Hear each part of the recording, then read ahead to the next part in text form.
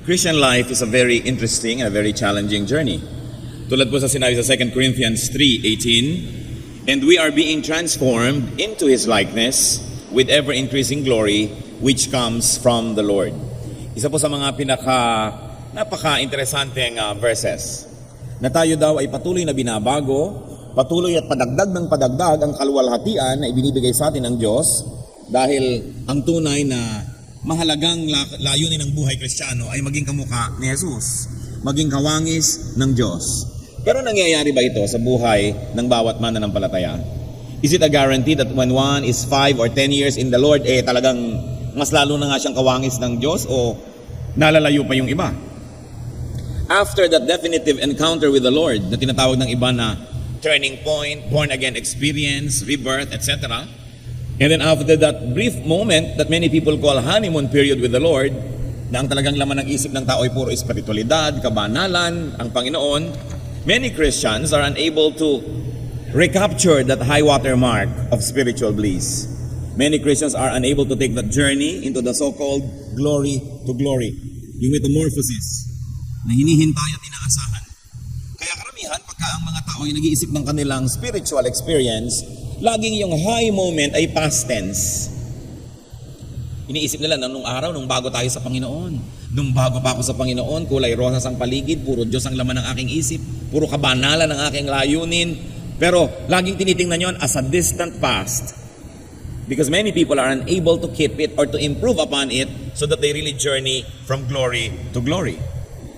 Yung po mga ibang Christians, ang nagiging spiritual life nila parang roller coaster. Up, down, liko, akyat, panaog, at gano'n na lang ng gano'n. At yung roller coaster, kahit na 10 oras kang sumakay, pagbaba mo, nandun ka pa rin sa pinanggalingan, walang narating. And then there are Christians naman who get trapped in a flat line, spiritual non-growth. Yung kumbaga sa monitor ng puso, pag nag-flat line na yan, ibig sabihin wala nang tibok. Meron naman na gano'n ang spiritual life. Wala ngang low pero wala namang high. Parang walang nangyayari sa buhay. And some even very sadly fall into what you might really describe as a free fall. Yung parang hulog ng hulog ng hulog ng hulog, laglag ng laglag at pababa ng pababa ang spiritualidad. Paano kaya lalago talaga ang tao nang walang tigil sa Panginoon? Sapagkat sa maiksing buhay na ipinahihiram sa atin, mula nung nagkaroon tayo ng spiritual encounter, nung born again experience, nung rebirth na yan, maiksi lang ang panahon para makalapit ng malapit ang tao doon sa nawala na kanyang katangian na maka-Diyos. How can we really grow spiritually from glory to glory? How can we really grow spiritually towards God-likeness again? How can we continuously find God is a very, very important issue in our life. Hindi lang minsan mong natagpuan ng Diyos, mo, Eureka, I found it. But finding God is a non-stop, ongoing, ever-increasing process. Hindi lang sasabihin mo, once upon a time na born again ako, tapos na. Because it was only the beginning. Dapat walang tigil ang pag-grow. Pero tulad din ng halaman, may mga tao na nabobonsai, hindi lumalaki, buhay naman, pero hindi lumalaki, nandun lang. How to continuously find God is a very important issue in our life. Hindi lang minsang natatagpuan ng Diyos, patuloy siyang kinikilala para lumalim, lumawak at mamunga ang ating buhay espiritual. Aming Diyos sa langit, Ama, salamat po sa pagkakataon na maaari kaming magtanong ng ganito. Nawa po ay bigyan niyo po kami ng mga kasagutan ngayon. How we can continuously find you. Hindi lang minsanan, kundi walang patuloy, walang tigil at patuloy na pagkilala sa inyo ang aming nais na maranasan. Magpakilala nga po kayo ngayon ng higit pa, pangusap po kayo. Buksan niyo po ang aming puso at marinig namin ang mensahe niyo para sa amin ngayon. Patawarin niyo kami, Ama, sa aming mga kasalanan. Punuin niyo po ang aming mga kakulangan. Pawalan niyo kami at makalaya kami mula sa kamangmangan at kadiliman. Patapunan niyo po kami ng liwanag, Panginoon. Nang sa ganon, lalong maging malinaw sa amin kung paano pa kayo kikilalanin sa araw-araw. Mangusap kayong may kapangyarihan, O God, protect us from all works of evil, from presence of evil men and evil spirits, from the malicious plans of evil against us. Protect us even from our own ignorance and our own shortcomings. Fill our hearts with your presence. Sit on your throne of power, O God of heaven, and give blessings to your people. In the name of Jesus we pray. Amen. How to continuously find God. Well, bago pag-usapan yung continuously finding God, well, find God first. Yun ang unang-una. So first things first. Find and have the kingdom of God. Find and have the kingdom of heaven in your heart. Because this is the center of the teachings of Jesus, the kingdom of heaven. At pinaulit-ulit na ito po ay lagi kong kinukot sa mga tao dahil ang priority natin kung minsan hindi yung priority ni Jesus. Ang priority niya is the kingdom of heaven. At maraming haka-haka ang mga tao tungkol sa kingdom of heaven. Iniisip nila parang kaharian na physical, bababa kasama ng mga ulap. Luke 17:20-21, merong nakikipanayam sa Panginoon ng mga magagaling sa relihiyon. Once having been asked by the Pharisees when the kingdom of God would come, Jesus replied, "The kingdom of God does not come with your careful observation, nor will people say, 'Here it is,' or 'There it is,' because the kingdom of God is within you." Namnamin lang natin ang kahulugan nito. Napakalaki ng kaibahan na mangyayari sa paghahanap natin sa Diyos.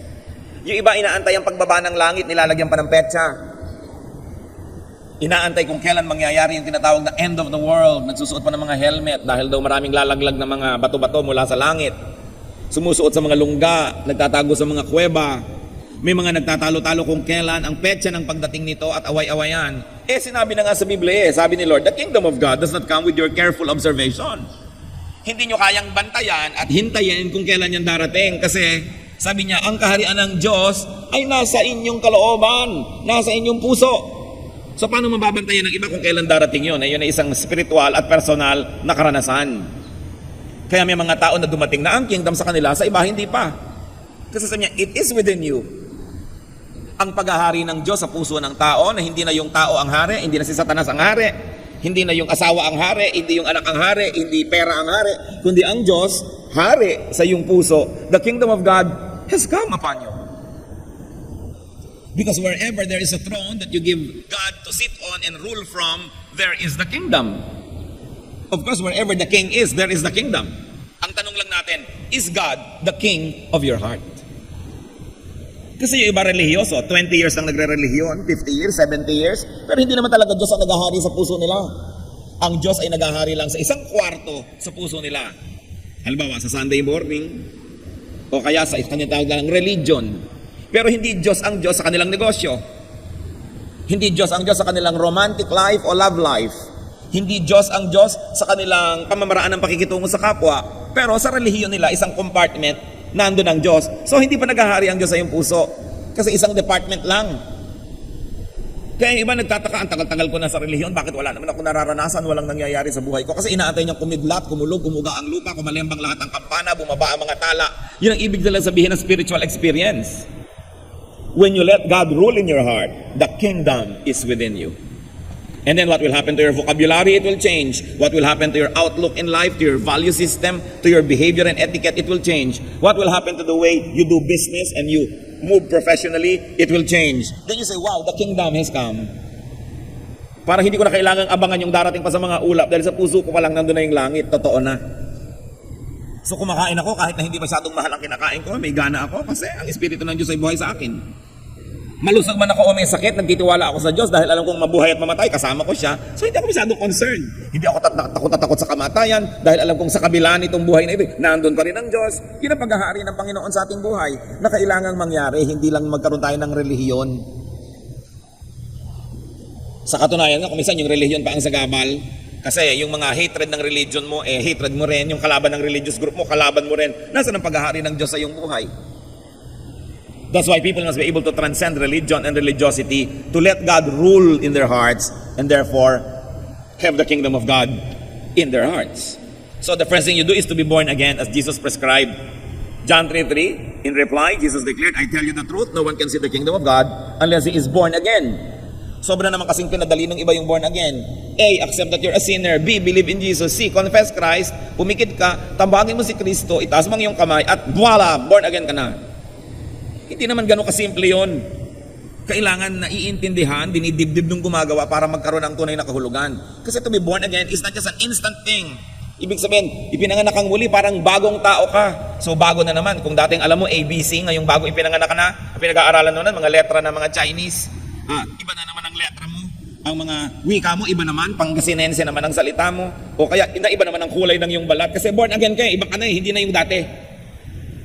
So maraming naiiba dapat sa buhay ng tao pag tinawag na born again. Ngayon, kung yung kasungitan mo nung kasungitan mo pa rin ngayon, tapos born again ka, parang hindi yan totoo. Kailangan ng isang tunay na pagbabago ng kalooban ng puso. At ito'y proseso, hindi nangyayari sa isang minuto, hindi nangyayari sa isang linggo, hindi nangyayari sa isang buwan lamang. Proseso. Dahil progressively, we must allow God to rule in our hearts. Dahan-dahan, unti-unti. So it is an ever-increasing work. Kaya sabi, we are changed from glory to glory. Ngayon, kung nakamatayan mo yung proseso na hindi pa nabubuo, syempre, iniligtas ka na ng Panginoon, ligtas ka na. Pero hindi makukontento na minsan lang na born again ka, tapos na. Kailangan buong buhay. Because the kingdom of heaven was Jesus' most prominent concern, we should be concerned about it, and we should be able to operationalize in our lives what it means and how it could be practical.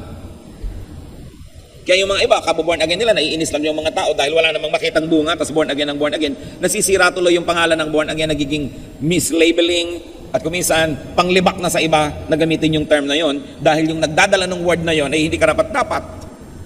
Kaya pinag-iingatan po natin. So once you have found the kingdom, once you have been born again, once you have had a spiritual experience, meaning you realize your wretched sinfulness and condition, and you sought God's forgiveness, and decided to live a new life, edi na born again ka na, what must you do now? Non-stop is to grow in God-likeness. Kailangan kamukha tayo ng Diyos. How can we know God? How can we be like God? First of all, is to know God. Through the scriptures. Nakikilala naman natin ng Diyos sa pamamagitan ng mga nasulat na. Very especially, we should know God through what God said. Yung mga direct quotation sa Kanya sa Scripture, yung mga sinabi niya, inutos niya, napakahalaga nun, to know God. And also, to know God through what the writers said about God. Pero mag-ingat din tayo dahil hindi naman kung muna nasulat yan at sinabi ng iba tungkol sa Diyos, tama na nga. Kasi kung minsan, opinion lang ng tao yung sinasabi doon, hindi naman ibig sabihin ay yun na nga ang kinonfirm na katotohanan tungkol sa Diyos. Alam niyo naman yung Biblia, nakalagay din dyan ng mga quotation galing kay Satan, nakalagay din yan yung mga maling konsepto ng mga tao tungkol sa iba. So hindi ko muna nalagay dyan, yun na yun. Susuriin niyo pa rin, ito ba'y totoo o misconception nung nagwika nito? Katulad ni Paul at si Silas, napagkamalan sila na mga Diyos ng Greek mythology. So hindi ibig sabihin naging Diyos nga sila, pero nakalagay doon, tinawag sila na ganito't ganon. So sabihin natin, ay mali yung tumawag. Tulad po sa Psalms, napakarami dyan mga prayer na Diyos ko, durugin mo po mga kaaway ko, ubusin niyo po sila, pulbusin niyo po sila. Because the Psalm is a record of people's prayers. Some of their prayers are probably not right. It's just a record of how they prayed. So ikaw ngayon, sa pagkakilala mo sa Diyos, susuriin mo yung mga prayer doon. Paano ang prayer na ito ay hindi ganito ang sinabi? Dahil ang sabi ng Panginoon later, di ba? Don't wish harm for your enemies, love your enemies, do good to those who persecute you. Pero ipapalay mo, durugin niyo po ang mga dikdikin niyo po, pulbusin niyo ang aking mga kalaban. Ganyan yung mga ibang prayer doon sa Psalms. Hindi naman common naka-record doon, ibig sabihin, kokopyahin mo na yon. Kaya kailangan, nauunawaan mo, what is the central core of God's teachings, and then by that central core, you measure all other things that you read in the Bible, and you say, itong opinion na ito ay hindi in accordance with the revelation. It's not in accordance with what God says in this verse. So hindi common nandun, nakita mo, kokopyahin mo ng buong buo, kasi si Satan, nandyan din ang mga quotations niya. Kaya isang mahalagang pag-aaral. So know God through the scriptures. And then know God through your godly action. Through your deeds. Do what God did and do what God does, and then you will know Him. Gaano karami sa inyo na ang dentista ngayon, na naunawaan nyo lang yung tatay nyo na dentista nung araw, nung naging dentista na kayo? Gaano karami sa atin na ngayong naging magulang, tsaka lang natin naunawaan yung mga magulang natin nung araw, na ayaw natin yung mga regulasyon nila, pagbabantay nila, pinapauwi ka maaga, pero ngayon ikaw na yung magulang, ikaw na ngayon yung nagsasabi ng the same lines na yon. Kasi pag nagawa natin ang ginagawa ng isang katauhan, doon lang natin siya lubos na nauunawa. Gusto nating makilala ang Diyos at unawain siya, gawin natin yung gawain niya. Kaya nga gusto nyo maunawa ang isang pastor, magpastor kayo. Gusto nyo talagang maunawa ang dinaranas ng isang spiritual leader, gawin ninyo. Sabi ko nga, I wish everyone would become pastors, then I can take my revenge. Kasi iba hindi nila nauunawa yan Subukan mong ipagawa at mauunawaan nila unti-unti ang mga bagay. So gusto po nating maunawaan ng Diyos, gawin natin ang mga ginagawa niya. Tularan natin siya. At habang nilalandas natin yung kanyang tinahak na yun, sabi natin, ay ganito pala talaga, ngayon nauunawaan ko. 1 Peter 1:16, be holy because I am holy. That is the requirement of God. You want to be God-like? You want to know me? Be like me. John 14:12, anyone who has faith in me will do what I have been doing. This is what Jesus said.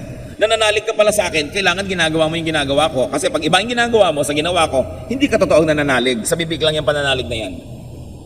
So, kanina nakikilala natin ng Diyos sa Bible, mental knowledge.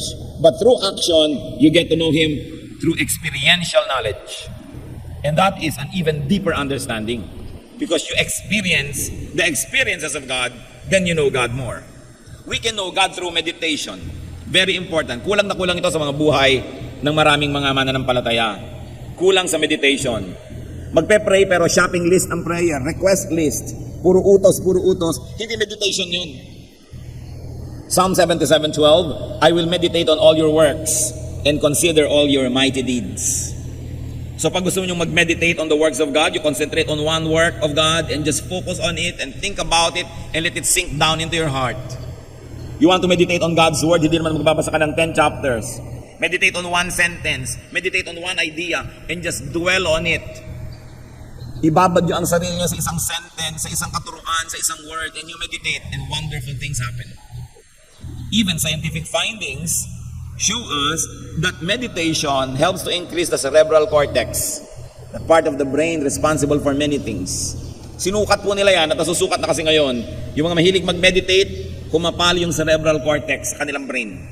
Talagang may nangyayaring pagbabago at di po ba ang sabi? Be changed by the renewing of your mind. So if you really want to change, something has got to change in your mind. If something will change in your mind, something's got to change in your brain. Kaya mahalaga rin yung mental and meditative process as part of our spiritual growth. May nangyayaring kababalaghan pagka tayo ay nananahimik lamang and we focus on one aspect, one word, one characteristic of God. Marahil yun ang ginagawa ng Panginoong Yesus na magdamag, sinasabi nandun sa tahimik na lugar. Hindi naman siguro siya magdamag na nananalangin, literally, kasi sabi niya, your Father knows what you need before you ask Him, let your words be few. So anong ginagawa niya magdamag? Nag-meditate, marahil siya. Yung ayaw niyang paabala, he will focus on one character of God or one word and meditate on it. Remember, for anything to change in your deeds, something's got to change in your thoughts. And for our thoughts to change, some changes must happen in our brain. Kaya hanggang hindi natin kinakalad ka dyan at isinasama sa ating buong metamorphosis, kulang at kulang din. Meditate more. It is important. Yan ang nawala sa buhay Kristiyano ngayon, yung reflection and meditation. Importante. Know God through God's personal revelation.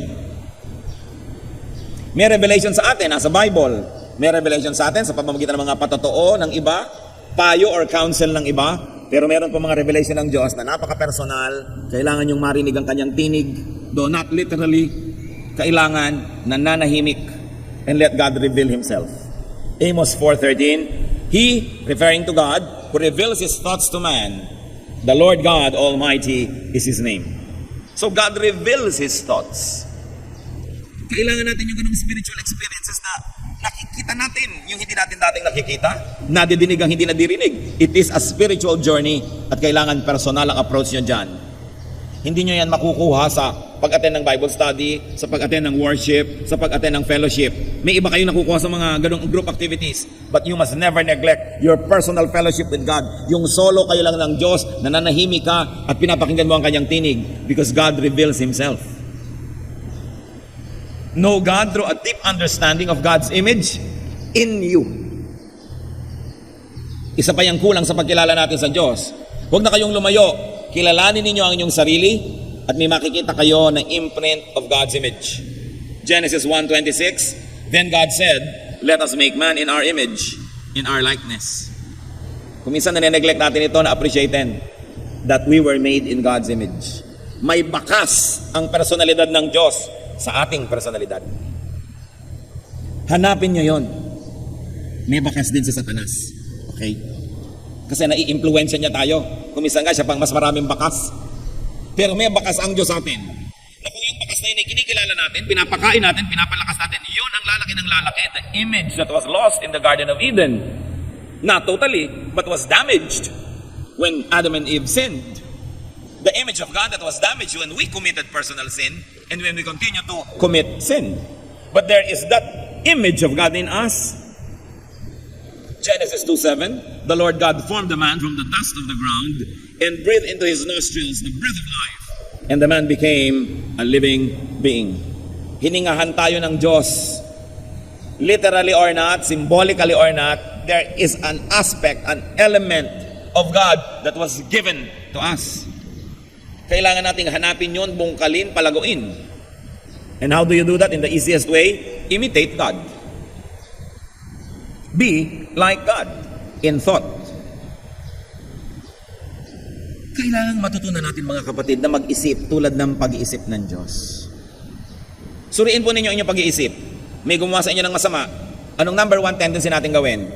Pag sinabi niyong gumante, hindi ganyan mag-isip ang Diyos.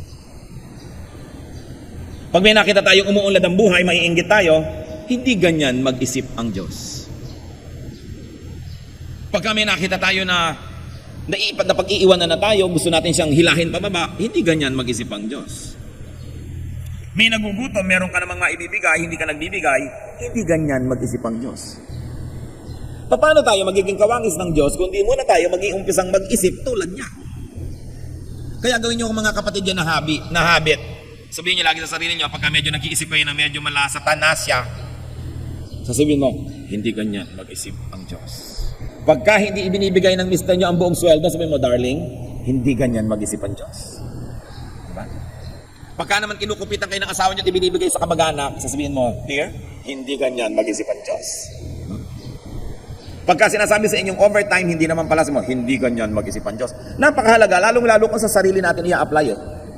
Pag medyo naiinggit-inggit ka na, naiinis ka na, nababahuan ka na doon sa katabi mo at gusto mo siyang palayuin ang ubod ng layo, hindi ganyan mag-isip ang Diyos. Mula nga sa langit, pumunta siya sa lupa, nakisalamuha sa mga taong tulad natin. Pagka may kapatid ka, magmamanahan kayo, naghihingalo ang nanay ninyo, nag-aagawan na kayo, sabi niyo, hindi ganyan mag-isip ang Diyos. Pagka lang naalala natin yon, we will be able to imitate God. Remember, the best way to imitate a person is not only to imitate his looks, but to imitate the way he thinks. So isipin natin ang pag-iisip ng Diyos. So be like God in thought. At pag nangyari yon, we will be like God inward. Sa pagsasalita, magiging maka-Diyos. And of course, we will be like God in action. Mga kapatid, yung action at saka word, ang pinagsisimulan lang nun, yung thought. Bantayan nyo lang ang inyong thought. Wala na kayong ibang dapat bantayan pa. Because everything else will follow. When you think like God, you will automatically be like God. You don't have to be watchful about everything else. John 14:12, I tell you the truth. Anyone who has faith in me will do what I have been doing. This is Jesus speaking. He will do even greater things than this. Sabi niya, naniwala kayo sa akin, gagawin niya lahat ng ginawa ko. Sa katunayan, mas marami pa kayong gagawin. Mahihigitan niyo pa ako. Kasi sandali lang ako may ginawa, kayo matagal. Sabi ni Lord, naniniwala kayo sa akin? Higitan niyo ang mga ginawa ko. No, hindi niyo huwag naman higitan niyo yung pagpapapako sa krus. Kanya lang yun.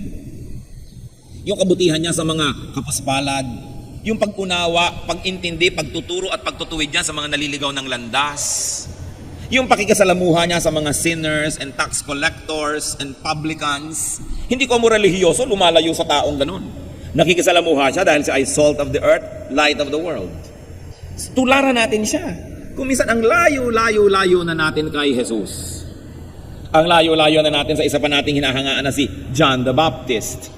Ang mga relihiyoso sa daang nakaraang panahon hanggang sa ngayon, pag sinuri nila yung kanilang behavior, lifestyle, and religious activities, ibang-iba sa ipinakitang halimbawa ng Panginoong Jesus.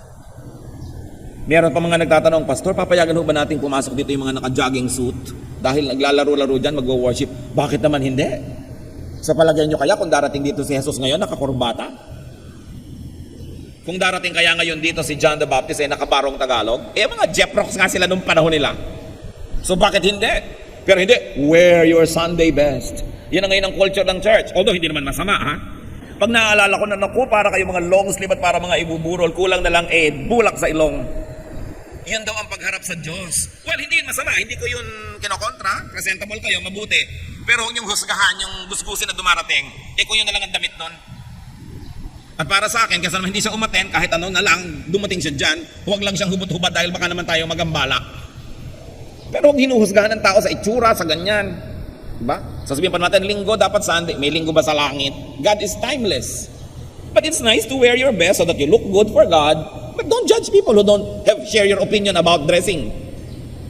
Dahil may kanya-kanyang kalagayan tayo. Kung may mga nagtitinda pa buong madaling araw, nagtinda pa dyan sa Nabotas, tapos pupunta dito para mag-church, ine-expect nyo ba na bihis na bihis?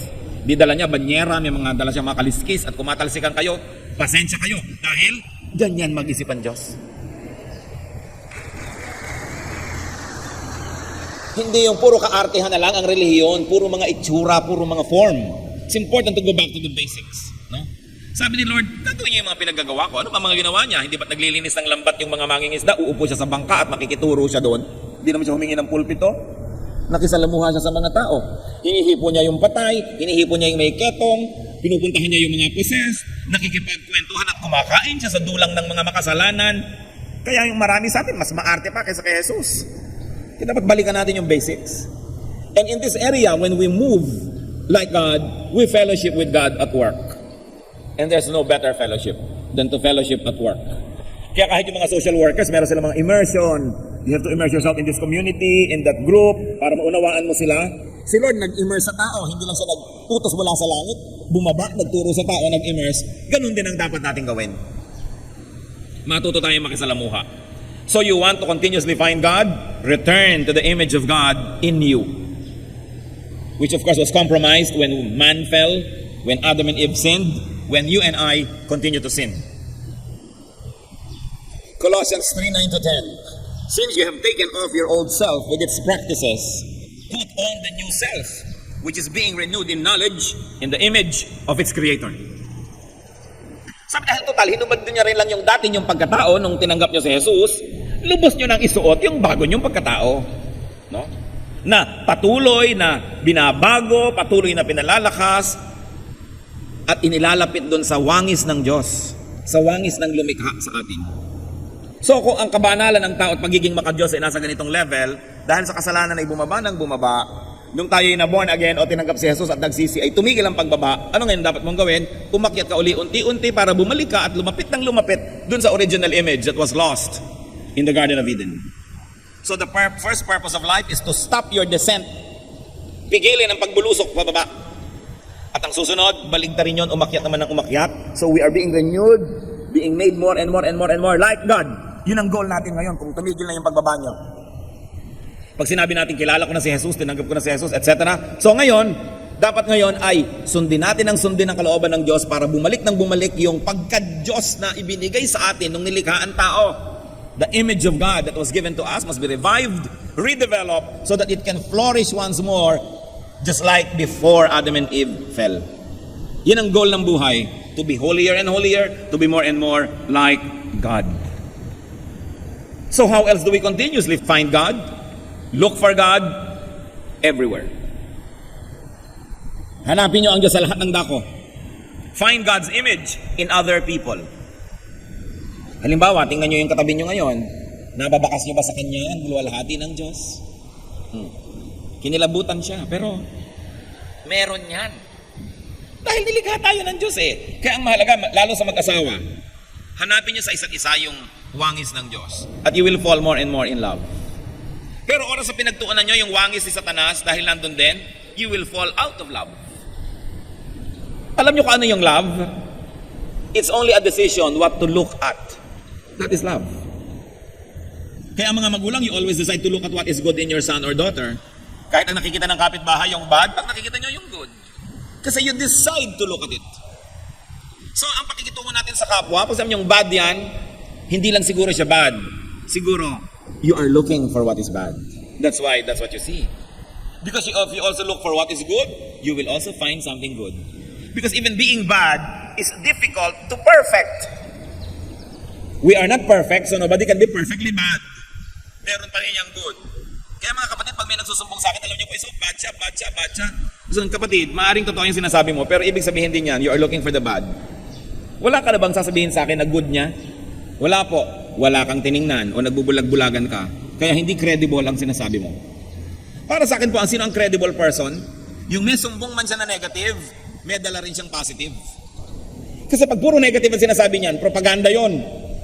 Katulad din ng pag puro positive ang puri niya sa isang tao, propaganda pa rin yun. You are being deceived so that you will make a decision in favor of or against that person. Do not believe anybody who comes to you na ang dala lang one-sided good or one-sided bad, because people are complex. Inside us, there's some good, there's some bad. What you feed and what you develop will become the master. Pero meron pa rin yun na nandun na another personality na maliit lang yung papel niya. So what you look for in people also tells you about your kind of eyes and your kind of heart. So, hanapin natin yung mabuti. You want to find God? Sabi ng iba, saan ko po ba hanapin ang Diyos? Hindi ko na mahanap. Look for God's imprint on people. Tingnan nyo ang mga tao sa paligid nyo and you will find parts of God's character. You will find God's gifts. You will find God's power. There are people who are very powerful when they speak. That comes from God. There are those whose personalities are so powerful they can move others, especially to positive action. That comes from God. Look for people's creativity. May ang galing sumayaw, ang galing tumugtog, ang galing magpinta, ang galing magkarpentero, ang galing mag-repair ng kotse, ang galing magtanim ng halaman. Galing yan sa Diyos because all creative talents are from God. Look for beauty because God is God of beauty. Then you will find God in people. And when you do that, praise God. Sobra ka nang nagbubulag-bulagan pag hindi mo nakita ang presensya ng Diyos sa lahat ng bagay. Kung ikaw nga ay microbiologist, tingnan mo sa mga microscope, nandun ang work ng God.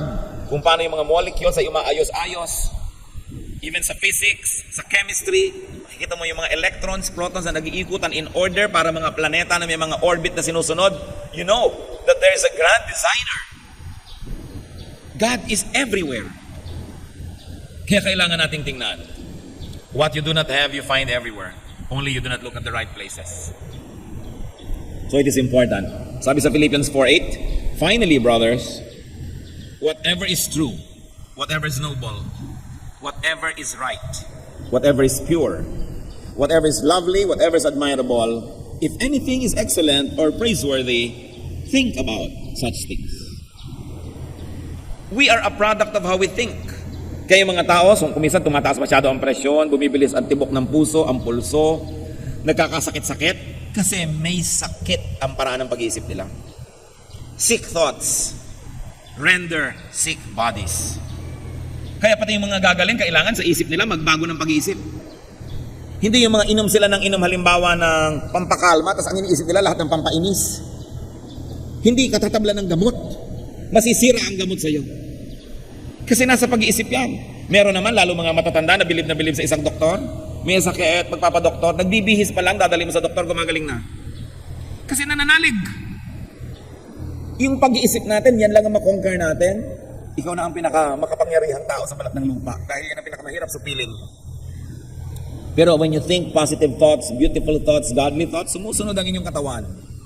Subukan nyo, halimbawa ngayon, exercise. Lalo yung mga seloso at selosa at hindi nyo kasama ngayon na inyong kabiyak. Isipin nyo may nakakandong sa kanya ngayong iba. Sige, isipin nyo. Hindi ba nag-iinit ang tenga nyo na? No? Kumukulo na ang dugo nyo, iniisip nyo pa lang yan, hindi pa yung totoo. Pero pag totoo na sa inyong isip, kasunod na yung inyong katawan. Kaya yung pag-iisip yan ang kinokontrol. Be transformed by the renewing of your mind. Pero, kaya yung mga iba, subukan yung pumikit. Mag-isip kayo ng napakagandang tanawin, mga lunti ang bundok, mga ibong umuhuni, mga batis na sumasayaw sa paligid ng mga bato. Di ba napapangiti kayo at nare-relax? Word pa lang yung naririnig nyo sa akin, ha? O hindi ba nakikita yung totoong bato? This is the power of words. Kaya pag may narinig kayong salita na itinabi sa inyo, lalo yung minura kayo, para kayong nakuryente, para kayong tinamaan ng kidlat, may talab. Word lang yon, sound waves. That's why we should control the words. We should control the thoughts. This is where the battle happens in our mind. Pag natalo ka na sa isip, talo na, kasunod na lahat yan. Dahil ang katawan, sumusunod lang yan sa isip. So sabi, our battle is not against powers, but against principalities in the air, against the unseen forces, which lay claim to our thoughts. That's why it is important to control, to discipline the way we think. At sabi, ano daw ang isipin? Whatever is true, noble, right, pure, lovely, admirable, excellent, praiseworthy, think about such things. And may I say, apply this when you think about your husband or wife. about your mother or father, about your son or daughter, about your daughter-in-law, about people at the office, people in your school. Think about these things. Kailangan nating palitan ng pag-iisip tungkol sa tao. Because our thoughts have mysterious ways of becoming real. And very importantly, in our search for God, find God's image in creation. It's a challenge. And a wonderful journey of discovery. Find God in nature. Hindi naman ibig sabihin yung dahon sasambahin mo dahil nandun ang Diyos. Tingnan nyo yung gawa ng Diyos doon sa dahon. Makikita nyo na may gumawa niyan. Find God in natural phenomena, in the heavenly bodies. Find God in cells and molecules. If you're a chemist, find God in chemistry, or in physics, in mathematics, in biology, in the arts, because the imprint of God is everywhere. Romans 1:20. For since the creation of the world, God's invisible qualities, His eternal power and divine nature have been clearly seen, being understood from what has been made, so that men are without excuse. Pag tinitingnan natin ang mga pyramids of Egypt, bagamat kalansay na lang yung natira, sabihin natin, ang galing naman ang gumawa nito. Pag tinitingnan natin yung mga ivory carvings from China, hanggang kalit-liitan may kubo doon sa loob, may tao doon sa tao, meron pa siyang kuto, nandun lahat. Ang galing naman ng mga Chinese na gumawa nito. Pag tinitingnan mo yung mga tela na hinabi ng mga Maranao, ang galing-galing naman nilang gumawa ng mga color combination. Paano mo makikilala ang lumikha? Tingnan mo yung nilikha. Paano mo makikilala ang isang musician? Tingnan mo yung nilikhang musika. Paano mo makikilala ang isang speaker? Tingnan mo kung paano siya magsalita at anong ginawa niya sa kanyang material. Paano mo makikilala ang isang arkitekto? Tingnan mo yung ginawa. Paano niyo makikilala ang Diyos? Hindi kayo kailangan lumayo. Tingnan niyo ang lahat ng ginawa niya. That's why we must have respect for the environment. Respect for the cleanliness of our planet dahil Diyos ang gumawa niyan. At pag sinira natin yan, tayo rin ang nawawalan. How else will you find God? Kasi remember, our topic is continuously finding God. Kasi pag may God dito, may God doon, may nakikita mo lahat, you cannot help but be godly. Plant godliness in people's hearts. Sabi nila, kung ano po ang inyong tinatanim, siya ang inyong inaani. Gusto niyo mapaligiran kayo ng godly words? Magtanim kayo ng godly words sa inyong mga kasama. Gusto niyo maligid kayo ng mga Kristiyano? Plant Jesus in people's hearts so they become Christians. Gusto niyo maligid kayo ng kabutihan? Gumawa kayo ng kabutihan dahil itinanim nyo yon, bubunga yon. 2 Timothy 4:2, preach the word. Be prepared in season and out of season. Correct, rebuke, and encourage with great patience and careful instruction. Bakit po ang mga Kastila, pag nagpupunta sa Pilipinas, at sa katunayan ay patuloy silang nagbibigay ng mga grants para i-preserve ang intramuros, i-preserve ang mga lumang mga simbahan, ang mga fortresses, ang mga lighthouses. Bakit? But ang mga Kastila ngayon, kahit saan pumunta sa Pilipinas, makikita nila yung mga simbahan, yung imprint ng kanilang relihiyon. Bakit? Kasi nagtanim sila dito ng daang taon. Daang taon sila nagtanim. Kaya kahit saan ka tumingin ngayon, ang focal point ng ating mga plaza, mga simbahan Katoliko. Diba? Sa ating architecture, mga bahay na bato, yung mga ginawa ng period na yun, kasi ang dami nilang itinanim eh. Bakit kahit saan ka nila ngayon pumunta, nag-i-English ang mga Pilipino? Kasi itinanim ng mga Amerikano yung wika nila sa lahat ng elementary schools sa buong Pilipinas. Dahil nagtanim sila, umaani sila. Bakit hanggang ngayon wala pa tayong pambansang wika talaga na napaka-effective? Hindi naman natin tinataniman eh. Yun nga mga taga-region number ganon, gusto man nila uwitin ang pambansang awit sa kanilang dialect. Ayaw nilang gumawa ng isang buong pambansang wika para sa lahat. Amin basta yung wika namin ang gagamitin namin. Kaya hanggang ngayon, wala tayong na-evolve na talagang isang effective national language. Siyempre kung hindi kayo nagtatanim, wala kang aanihin. Sasabihin natin, sobra naman ng Espanya ang impluensya sa Pilipinas. Sobra namang naapin, ang kutakot-takot na Praile, ang napakaraming tao. Nagtanim sila eh. Magtanim ka ng mabuti at masama, aani ka nun. So tayo, gusto nating maligid tayo ng godliness, di magtanim tayo ng godliness. Gusto nating maligid tayo ng mga mananampalataya, di mag-mission tayo at magtanim tayo sa mga puso. Gusto niyong maligid kayo ng kabutihan, magtanim kayo ng kabutihan. Proverbs 11:30, he who wins souls is wise. Galatians 6:10, therefore, as we have opportunity, let us do good to all people, because what you plant is what you harvest. You harvest what you plant. It's a very basic reality. Galatians 6:7, a man reaps what he sows. Kung anong itinanim, aanihin. So when you replicate your godliness in other people, when you plant the word of God, when you do good deeds, eventually you will see God everywhere. And you will see God in everyone's heart. So you want to continuously find God? Exalt God everywhere. Purihin siya. Itaas ang kanyang pangalan kahit saan. Worship God anywhere and everywhere. John 4:21 and 24, Jesus declared, "Believe me, woman, a time is coming when you will worship the Father, neither on this mountain nor in Jerusalem. God is spirit, and his worshippers must worship in spirit and truth." So when we worship everywhere, then God's glorious presence will be everywhere. No believer of God must feel alone, because God is always around. Psalm 139, 7-9. Where can I go from your spirit? Where can I flee from your presence? If I go up to the heavens, you are there. If I make my bed in the depths, you are there. If I rise on the wings of the dawn, if I settle on the far side of the sea, even there your hand will guide me. Your right hand will hold me fast. In other words, saan man ako magpunta, O Diyos, naroon po kayo. God is everywhere. Something is very wrong if people do not find God. If people do not find God, it only means that they close their eyes. They refuse to see God because the imprints of God's presence are everywhere. Matthew 7:7, seek and you will find. At yan po ang gusto kong iwang tanong sa ating lahat. Are we seeking God? Yung pag-attend ng ganitong mga public events is an act of seeking God. But it's not everything. If it's the only thing you do, well, you will find a bit of God, but you will probably not find enough that it becomes glorious in its proportion in your life. Kailangan ng meditation, kailangan ng personal study, ng prayer, kailangan ng pagsunod sa Diyos at paggawa ng kanyang mga gawain para dumami ang mga channels through which we can know and see God. Search for God above and beyond group Bible study, above and beyond worship and organized religion. The deep search for God is personal. Hindi pwedeng i-regulate ng leader, ituro kung saang chapter. It is a personal quest. Dapat po tayo may kani-kanyang personal na paghahanap sa Diyos. At pati yun, hingin nyo sa Diyos, paano po gagawin kong personal ito? Dahil sabi niya, ask and it will be given you. Seek and you will find. Knock and the door will be open to you.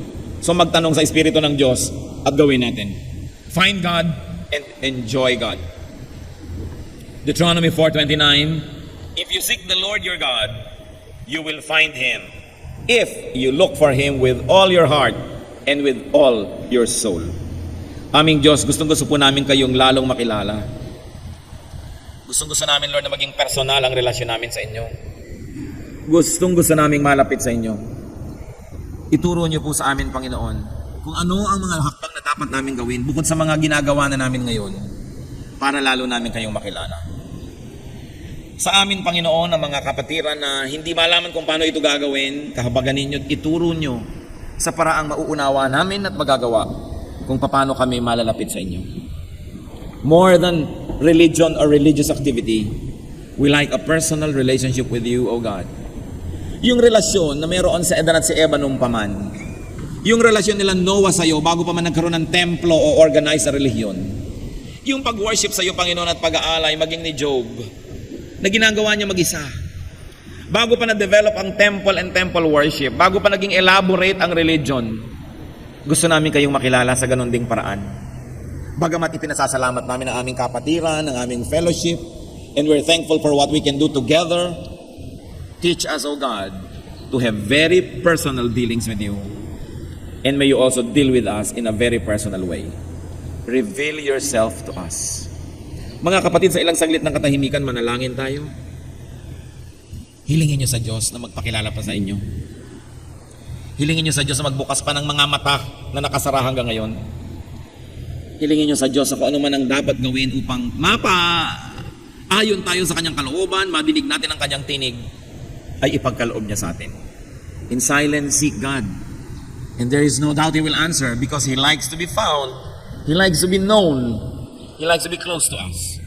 Be with the Lord and ask Him to reveal Himself to you.